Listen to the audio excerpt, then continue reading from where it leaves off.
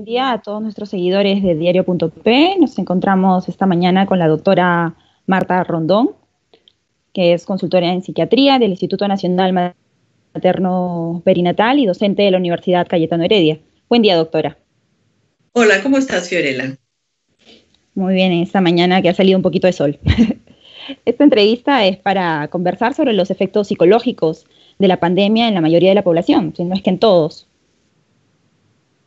Bueno, la pandemia es una situación inesperada y desconocida. Las personas que están viviendo actualmente en todo el mundo, excepto algunos muy ancianos, nunca habían vivido una experiencia similar. Si bien ha habido las pandemias del SARS y del MERS, estas estuvieron más limitadas y el número de muertes fue bastante menor. Entonces, para la población actual, esta situación es completamente desconocida y, por tanto, causa muchísima incertidumbre. El miedo a enfermar, el miedo a contagiar a otros, el miedo a morir. Y a eso se agrega también las consecuencias de las medidas de salud pública que han tenido que adoptarse para combatir la pandemia. Esto es el aislamiento social y las cuarentenas, ¿no?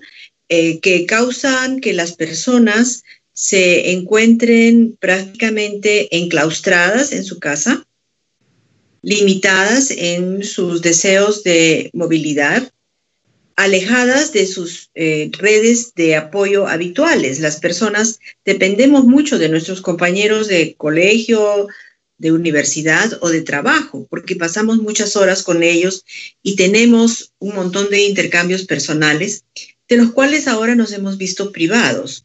Entonces, hay esta sensación de enclaustramiento, de pérdida de la libertad, un uso diferente del tiempo, que muchas veces da lugar a que tengamos mucho tiempo vacío, en el cual nos dedicamos a pensar y a elucubrar cómo van a ser las cosas y a ver las noticias una y otra vez.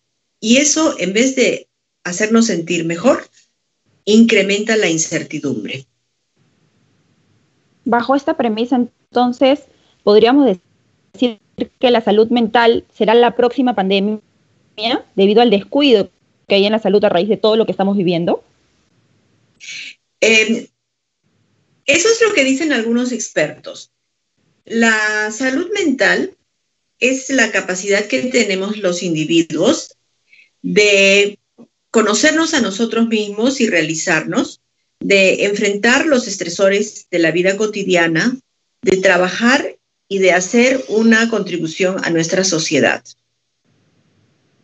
Evidentemente, para algunas personas, la situación de aislamiento social, el distanciamiento social, no ir a trabajar, perder la oportunidad de salir y comunicarnos con nuestras redes en persona, está atentando contra esa sensación de bienestar y no nos deja enfrentarnos adecuadamente al estrés. Pero no tiene que ser así para todas las personas. Muchos especialistas en diferentes partes del mundo han dado algunos consejos y algunas pautas que son importantes para conservar la salud mental y para promover la resiliencia. La resiliencia es la capacidad que tenemos de sacar lo mejor de nosotros mismos frente a las adversidades. Sí, justamente le decía, ¿cómo ponen estos niños en casa y encima teletrabaja? Así es, hay una sobrecarga de trabajo sobre las mujeres.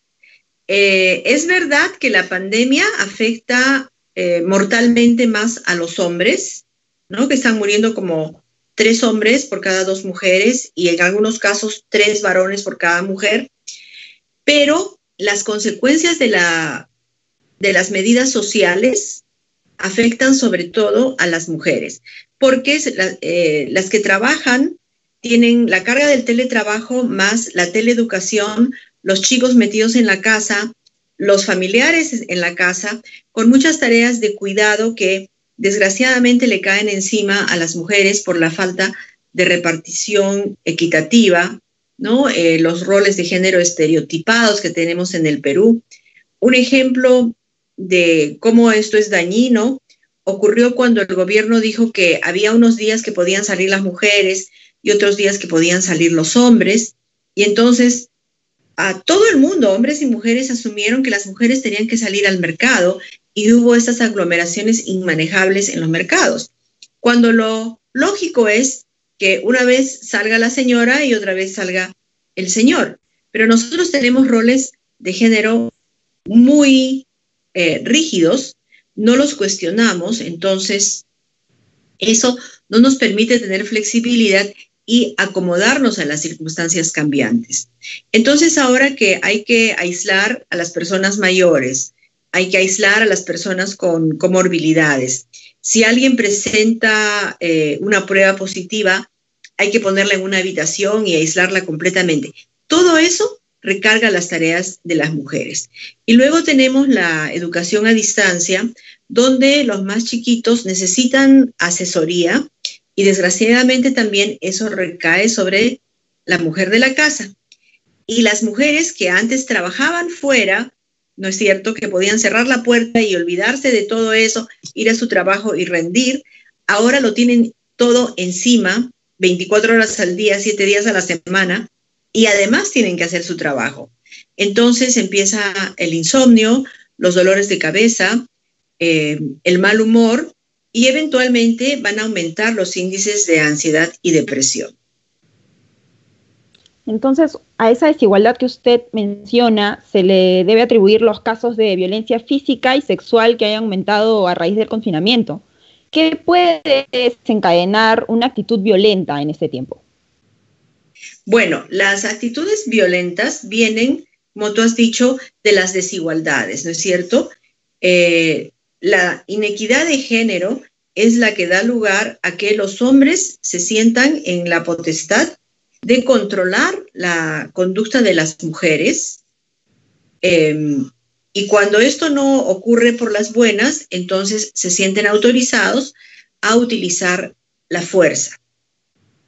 Seguramente que también los hombres se sienten frustrados en la casa porque están acostumbrados a salir, a jugar fútbol y después a tomar con los amigos y ahora no pueden hacerlo.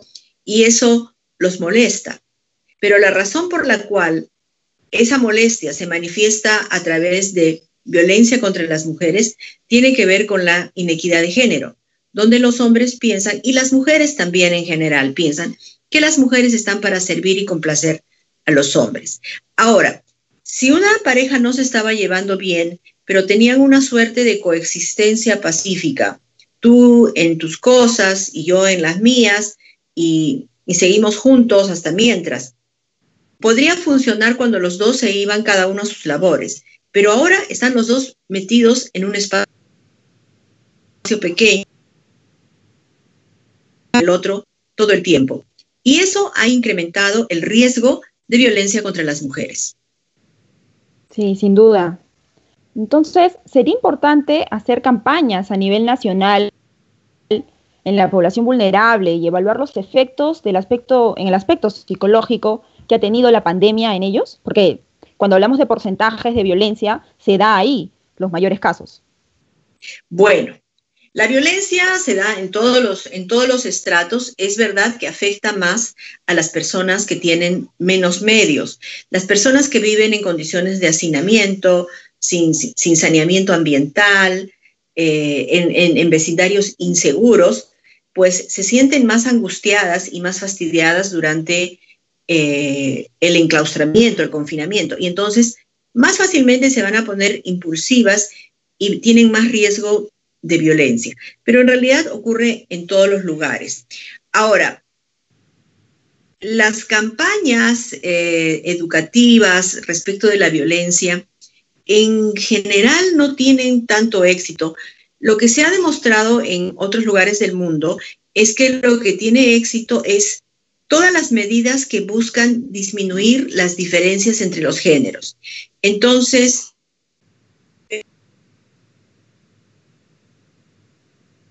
unos días y los otros, una medida totalmente cabezona en nuestro país. Eso no iba a funcionar porque incrementaba las diferencias. Lo que nosotros tenemos que hacer es tomar medidas que disminuyan las diferencias, y en el contexto de la pandemia lo que se recomienda es tomar medidas que disminuyan la incertidumbre. Es decir, tendríamos que tener todos los servicios, agua, desagüe, luz, conexiones a Internet, disponibles de buena calidad para todos los ciudadanos, de manera que eso les baje el estrés, porque si tienes que lavarte las manos cada rato, pero no tienes agua en tu casa, te estresas, ¿no es cierto? Entonces, hay que mejorar los servicios básicos y proporcionar seguridad a la población para disminuir los estresores. Lo otro es disminuir esa sensación que tenemos de que no sabemos lo que está pasando y no sabemos cómo defendernos. Ahí sí sería muy importante que hubiera una comunicación más eficaz respecto de que no hay medicación para el coronavirus, que esta enfermedad no es muy mortal, pero se transmite con mucha rapidez, y por eso es importante observar las medidas de aislamiento social y de salud pública, el lavado de manos, el uso de la mascarilla, el tener cuidado cuando vuelves a casa de cambiarte la ropa, particularmente los zapatos, de desinfectar todo lo que traes a la casa, de cuidar a las personas mayores de 60 años y a todas las personas que tienen enfermedades. Eso es muy importante porque no hay remedio y tendrían que decirlo tal cual, no hacernos creer que comprando más hidroxicloroquina vamos a estar mejor, porque no es verdad. Lo otro que tendría que ocurrir a nivel social es darnos una información muy clara, muy escueta, porque a la gente no le gusta que le hablen por 45 o 50 minutos, sino que le presenten los datos claramente, A, B y C, y qué es lo que voy a esperar. También tendríamos que tener mayor actividad de la atención primaria, es decir, la posta cerca de tu casa tendría que estar más presente, tendría que estar más activa en saber dónde hay un caso, acompañar a la familia donde hay un caso, ver que el aislamiento del enfermo ocurra en un lugar donde no esté contagiando a su familia y donde no esté causando demasiada penalidad a la familia, porque es muy difícil. Si tú no tienes facilidades en tu casa, es muy difícil aislar a una persona. Entonces, eso tendría que haberse solucionado sacando a la persona de la casa. Ahora ya no se puede porque tenemos más de 200,000 enfermos, pero cuando eran 200 se hubiera hecho. Otra cosa que se puede hacer para mejorar los niveles de salud mental ya caen, digamos, en la esfera de cada uno y de cada familia para organizarse. Mantener una rutina de sueño estricta. Nada de amanecerte toda la noche mirando Netflix. La noche para dormir. En el día, las personas no con pijamas, sino vestidas adecuadamente con ropa de casa, bien bañadas, lavadas y planchadas, con una rutina de actividades más o menos fija. Es decir, que no es que yo me despierto y salgo de la cama a un día en blanco, que solamente tengo que esperar que se pase porque no tengo nada que hacer, sino por el contrario, organizar todos los miembros de la familia para participar de la preparación de los alimentos, la limpieza de la casa, el lavado de la ropa, las tareas de ir a comprar que deben ser asumidas por los más jóvenes, y repartir para que todos participen, todos aprendan cómo se hace y tengan algo que compartir juntos. Y luego tener mucho énfasis en tener horas fijas para los alimentos y en lo posible servirse los alimentos juntos para que sea un momento de compartir en la familia. Los especialistas en salud mental hacen mucho énfasis de cómo una comida compartida al día es indispensable para mantener la comunicación con los adolescentes, ¿no? Y los adolescentes son una población que es difícil. Si tú no has cultivado una buena relación con tu hijo cuando era niño, cuando es adolescente no te cuentan ni la hora del día. Entonces, por eso es que se anima a las a compartir los alimentos siempre y que sea un momento de relajo y de contarnos cosas y de escucharnos. Y lo otro que se recomienda es hacer ejercicio físico dentro de la casa. No es necesario salir, con toda seguridad no es necesario ir al gimnasio, hacer ejercicio físico todos los días. Eso mejora la capacidad del cerebro de enfrentarse al estrés. Y esto es muy, muy importante. Y luego también tener alguna actividad placentera, ¿no? Los que tejen, que tejan, los que pintan, los que escuchan música. Tener tiempo para cultivar alguna actividad placentera todos juntos en la casa. Y finalmente, limitar el tiempo en las redes sociales y sobre todo limitar muchísimo el tiempo de exposición a las noticias. Sí, justo a eso iba, ya que ha hablado bastantes puntos interesantes.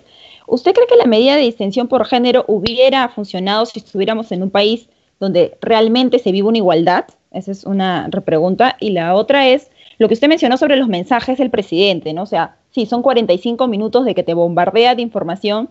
Y lo que necesita la gente es información real, porque te dicen que hay camas UCI, pero vas al hospital y no puedes poner a tu familiar en una cama UCI porque no tiene Loaiza, por ejemplo. Entonces, ahí hay un inconveniente. Y finalmente, cuando mencionó sobre las actividades, leí al respecto y quisiera saber su opinión sobre si realmente la meditación ayuda a los cambios de humor.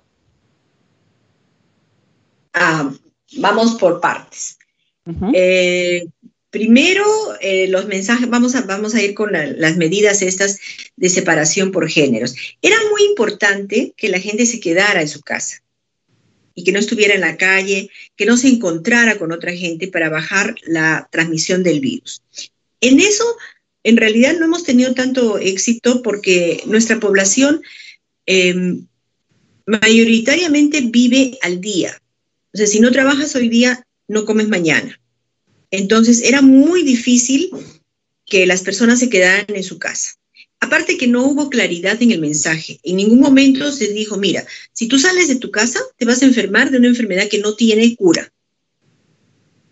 Y que de repente te vas a morir. En ningún país todavía, ni siquiera en Escandinavia, hay igualdad del tiempo que las mujeres le dedican a las labores del hogar. Entonces, separación por géneros no era una buena idea y no hubiera sido una buena idea ni siquiera en Noruega. Habría que pensar en algún otro mecanismo, pero creo que lo que teníamos que haber tenido era una población, por ejemplo, más bancarizada, de modo que el bono le llegara a su cuenta y no hubiera colas en los bancos. Nosotros tendríamos que haber tenido desde el comienzo el aislamiento de los casos positivos centralizado, es decir, en colegios, internados, seminarios vacíos, pero no en los hogares, porque eso propició el contagio. Y luego en otros países, por ejemplo en China, que es muy difícil compararse con China porque ellos son muy, muy organizaditos, ¿no? Pero ellos tenían un solo día que les traían los víveres al condominio, todo regimentado. Entonces la gente no tenía para qué salir a la calle. Desgraciadamente nosotros no hemos tenido esas medidas y la gente tenía que salir a la calle. Y luego los mensajes del presidente, sí, pues muy largos, repetitivos y culpando a la población cuando en realidad la población ha hecho lo que ha podido. Y bueno, estamos pagando carísimo en términos de enfermedad y de muerte el no haber podido hacer más. Creo que los mensajes tendrían que ser muy puntuales y tendrían que haber privilegiado los mensajes técnicos, tanto del Ministerio de Economía como del Ministerio de Salud, ¿no?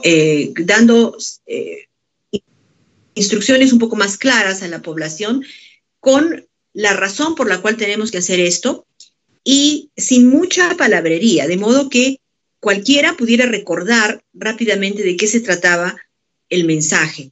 En algunos otros países, los mensajes duraban como 2 minutos.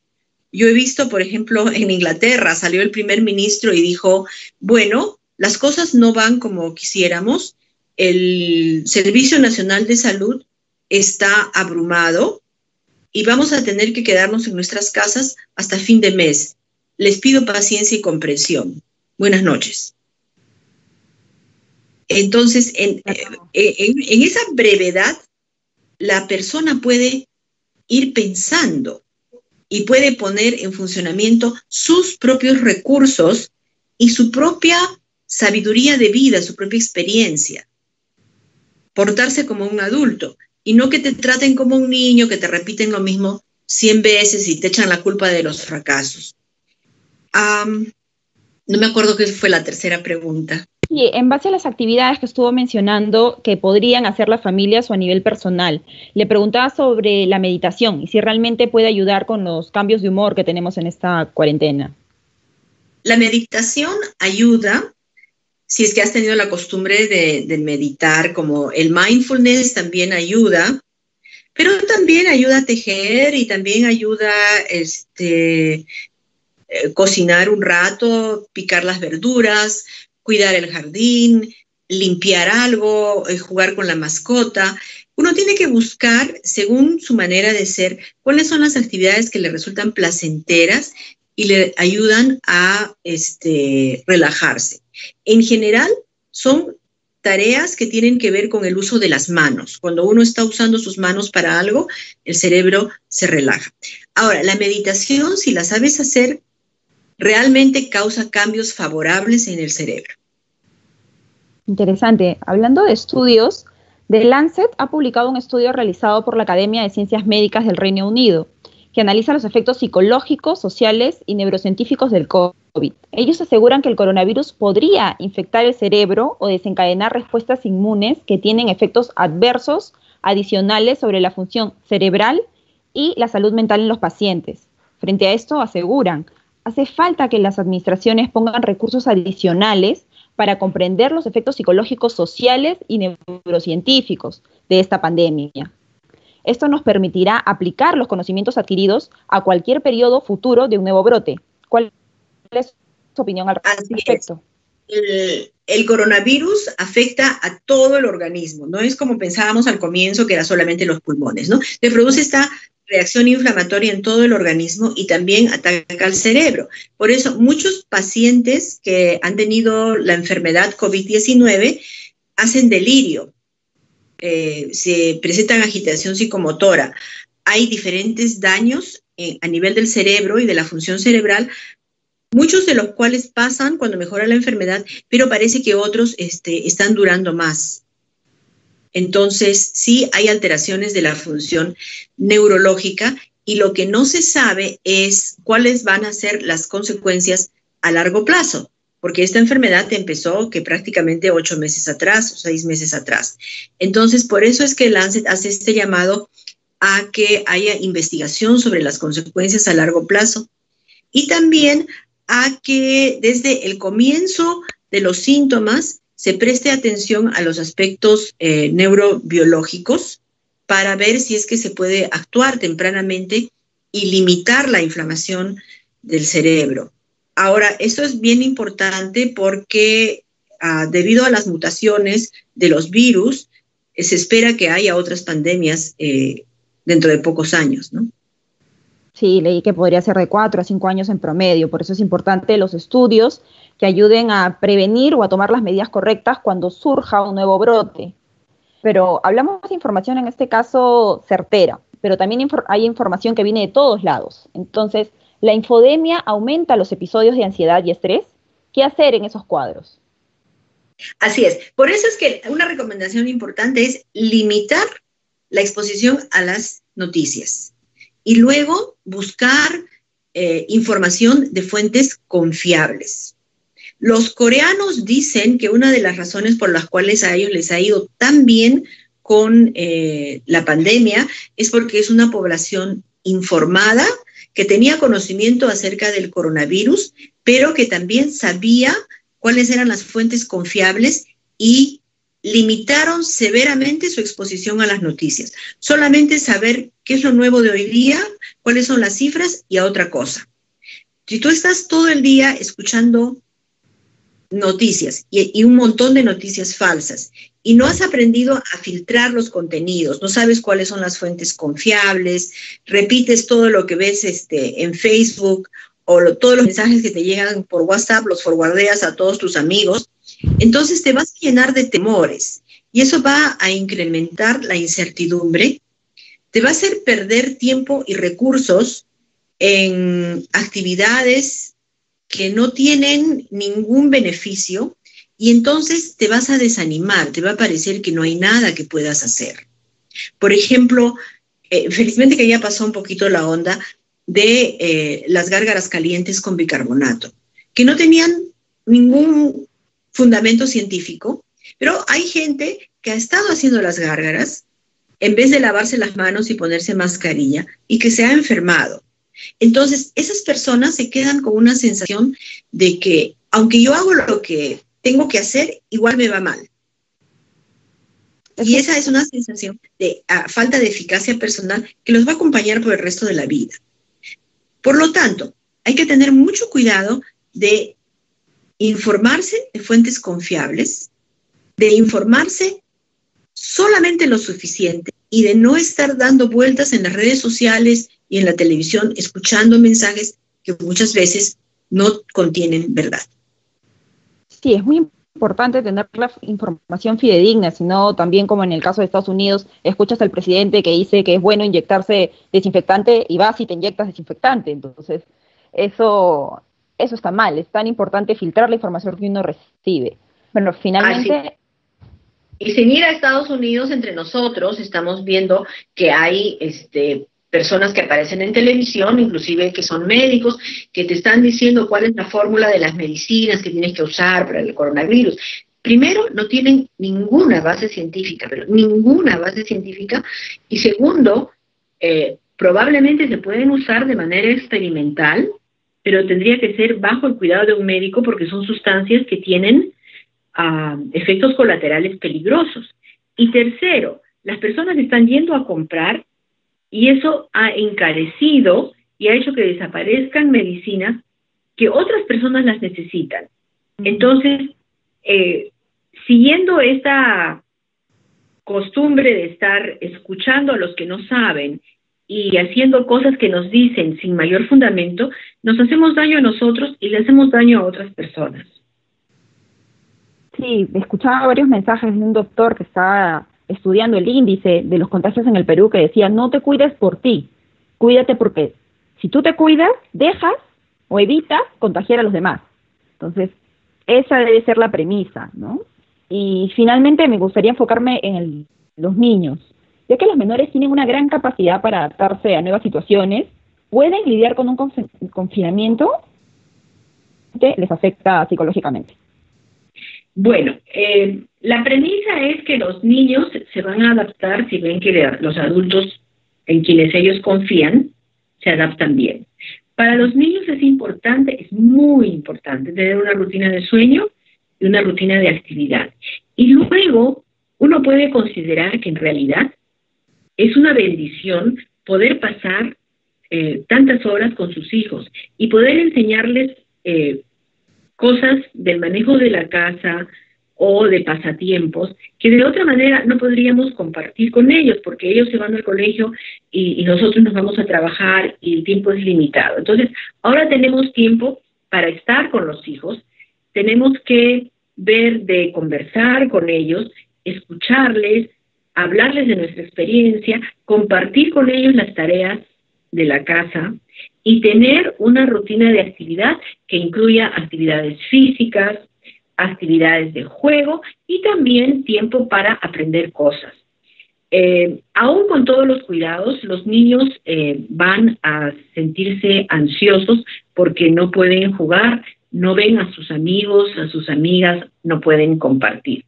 Hay que ser muy claros con ellos en que esta es una situación temporal que va a pasar, ¿no? Que todo en la vida pasa. Hablarles de cómo algún familiar o algún conocido estuvo enfermo y ahora lo vemos que está mejor y que todo va a pasar y se va a recuperar lo que es la vida normal. Así es.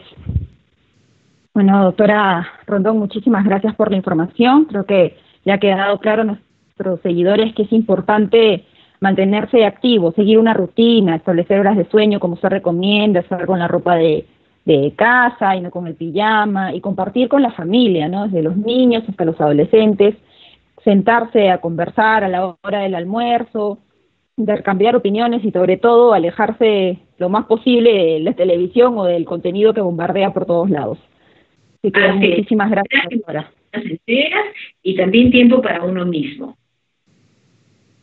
Gracias, doctora. Muchas gracias a ti.